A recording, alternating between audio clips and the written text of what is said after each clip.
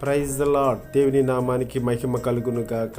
ఈరోజు యేసు దీవెన కృపా ప్రార్థన మందిరమందు ఒక మంచి మాట, ఆత్మీయ కలిగిన, అనుకూలము కలిగిన, సావాసము కలిగిన నా ప్రియ కుమారుడా, నా ప్రియ కుమార్తె, దేవుడితో చాలా ప్రాముఖ్యంగా ఈరోజు మనతో మాట్లాడబోతున్న మాట కొరకు అందరము కూడా మంచి మనసు కలిగి విందామని మనం చేస్తూ ఉన్నాం.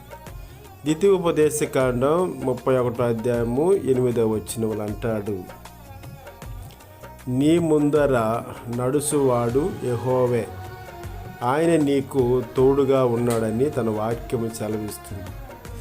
మన ముందర నడిచేవాడు అనుకూలంగా ఆత్మీయంగా ఉంటాడు, సావాసంగా ఉంటాడు, ఆదరణగా ఆత్మీయంగా ఉంటాడు. అంత గొప్ప దేవుడు, మనకు సాలిన దేవుడు కనుక ఆయన మాటలలో ఎంతో ఆత్మీయత ఉన్నది, ఆయన విధేయతలో ఎంతో సావాసం ఉన్నది.